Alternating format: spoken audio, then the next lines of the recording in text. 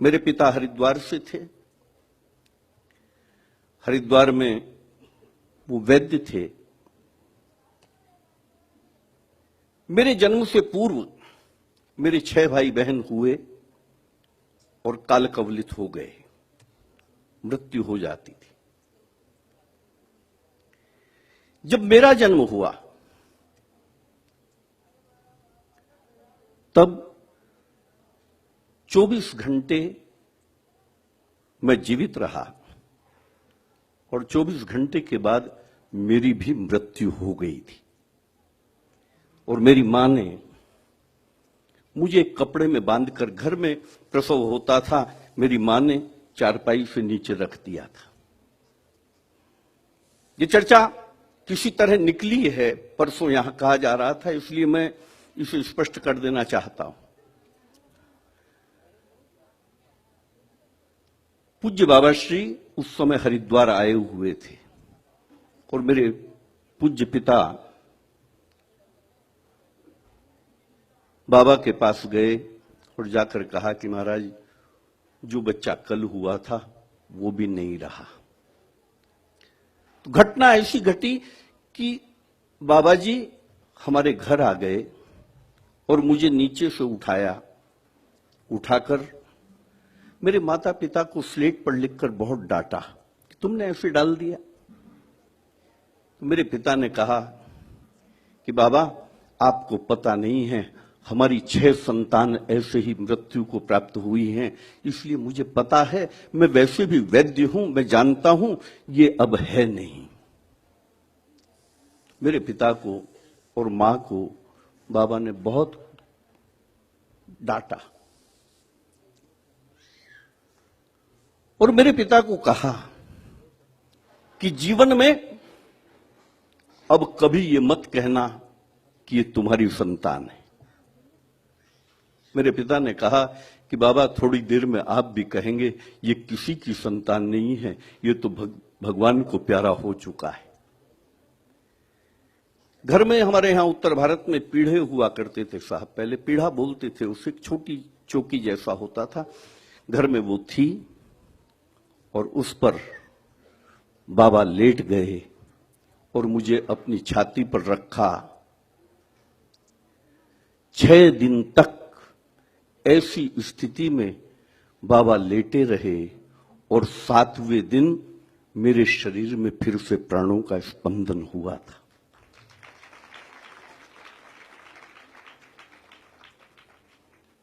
मेरे इस शरीर को जन्म देने वाले मेरे माता पिता ब्रह्मलीन पंडित मामराज शर्मा,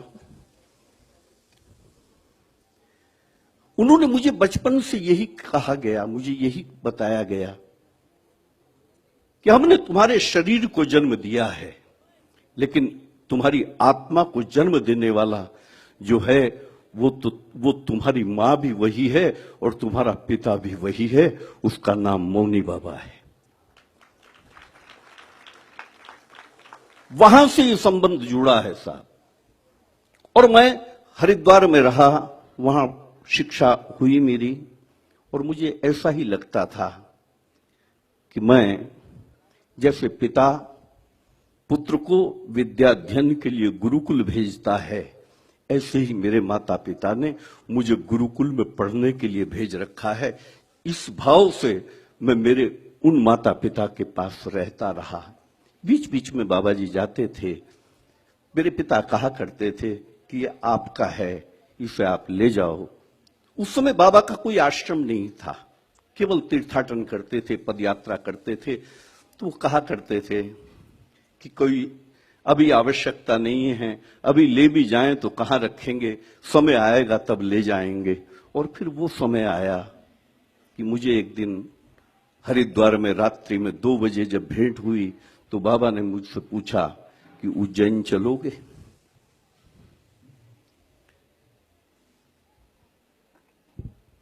और मैंने मेरे पिता से जब पूछा कि बाबा कह रहे हैं कि मुझे उज्जैन जाना है, मैं उज्जैन चलूंगा क्या, मैं उज्जैन जाऊं क्या, तब 70 वर्ष की अवस्था में मेरे पिता ने, जिसने मुझे इस शरीर को जन्म दिया था, उस पिता ने उत्तर दिया कि तुम्हें हमसे पूछने नहीं आना चाहिए, तुम्हें तो जो वो आज्ञा दे रहे हैं वो करना चाहिए। और मेरे पिता ने उसी क्षण मुझे घर से विदा कर दिया था। ये संबंध मेरे और इनके बीच का है। ये आज संयोग से ऐसा प्रसंग निकला कि मुझे कहने में आया, और 40 वर्षों से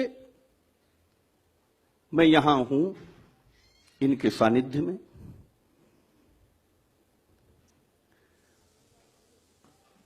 कहूं आपको कि गुरु मंत्र देता है। लोग कहते हैं कि जब दीक्षा होती है तो गुरु एक मंत्र देता है, और मंत्र को हमारे यहां कभी कभी बीज मंत्र भी कहा जाता है, हमारे दर्शन में बीज भी कहते हैं। मंत्र एक बीज है, और जब बीज देता है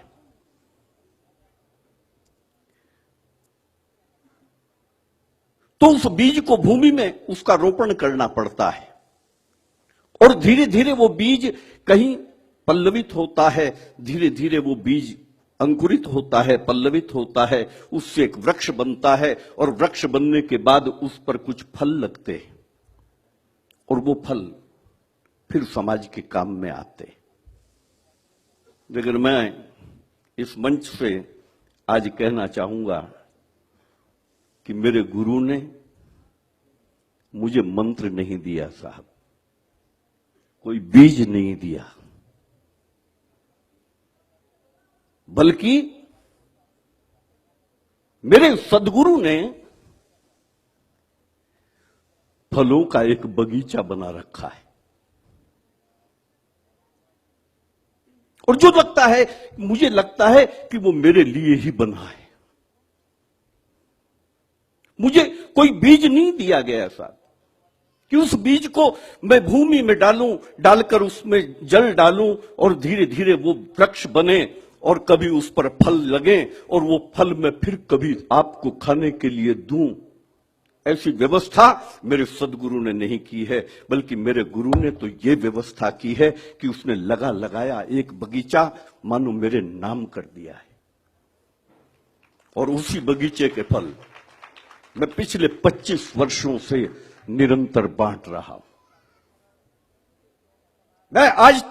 मैंने आज तक इस बात का कभी खुलासा किया नहीं आप लोगों के समक्ष, और कभी इस रूप में मैं करना भी नहीं चाहता था। लेकिन जब संबंधों की बात आई कि मेरा संबंध क्या है, तो मेरा संबंध ये है, मुझे साधना नहीं करनी पड़ी साहब, और सदगुरु, मुझे कहने दो, सदगुरु ऐसी ही स्थिति है। आप लोग सुन रहे हैं और भाव से आए हैं, इसलिए कह रहा हूं कि पारसमणि कभी लोहे को छूता है ना, तो कहते हैं कि उसे स्वर्ण बना देता है। पारसमणि यदि स्पर्श करे लोहखंड को तो वो स्वर्ण बनता है। लेकिन मुझे, मेरा अनुभव यह है कि गुरु रूपी पारसमणि यदि लोहे को स्पर्श करे तो स्वर्ण नहीं बनता, बल्कि गुरु रूपी पारसमणि जब लोहे को स्पर्श करती है, और मेरे जैसे लोहे को स्पर्श करती है, तो लोहखंड से स्वर्ण नहीं बनता, बल्कि गुरु रूपी पारसमणि का स्पर्श पाने के बाद ये लोहखंड भी पारसमणि ही बनता है। गुरु अपने समकक्ष करता है। ध्यान देना, जो गुरु शिष्य परंपरा में जी रहे हो लोग, मैं उन्हें कहना चाहूंगा कि केवल शिष्य मत बने रहना, गुरु अपने समकक्ष कर देता है।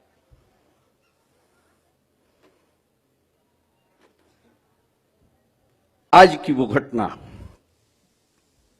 मुझे आज भी स्वामी रामकृष्ण परमहंस देव याद आए। स्वामी रामकृष्ण परमहंस देव जब अस्वस्थ हुए और विवेकानंद पास खड़े थे, तब रामकृष्ण परमहंस ने कहा था कि नरेंद्र, देख मेरे पास आज कुछ भी नहीं है, जो कुछ मेरे पास है वो सब मैंने तेरे ऊपर न्योछावर कर दिया है। देख मैं खाली हाथ हूं। और स्वामी रामकृष्ण परमहंस देव ने अपनी समग्र साधना नरेंद्र पर न्योछावर करके राष्ट्र को विवेकानंद दे दिया था। आज वही घटना मेरे साथ घटी है। पूज्य बाबा जी का स्वास्थ्य ठीक नहीं है। हम 3 दिन से आपको कह रहे हैं, कोई अपरिहार्य कारण उनका स्वास्थ्य ठीक नहीं है, इसलिए वो यहां उपस्थित नहीं हुए। और आज 14 दिसंबर को जब हम ये जन्म महोत्सव मनाते हैं, तब हमने प्रणाम लिखकर उन्हें भेजा। तो वहां से उन्होंने स्लेट पर जो लिखा वो मैं वैसे का वैसा ही आपको कहना चाहता हूं। जो स्लेट पर लिखा गया उसका फोटो मेरी बेटी ने लेकर व्हाट्सएप से मेरे मोबाइल पर भेजा है। उन्होंने लिखा है, मुझे फिर रामकृष्ण परमहंस देव इसलिए याद आए कि मुझे लगा कि जो ठाकुर ने कहा था वही मेरा सदगुरु कह रहा है। उन्होंने लिखा कि हमने तुझे सब कुछ दे दिया है, अब कुछ है नहीं।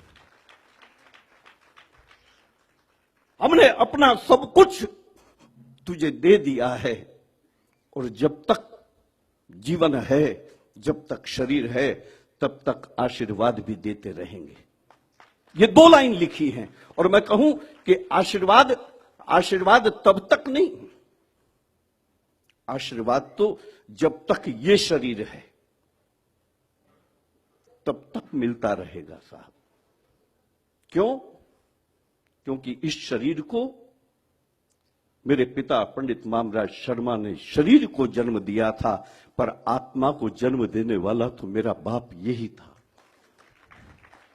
इसलिए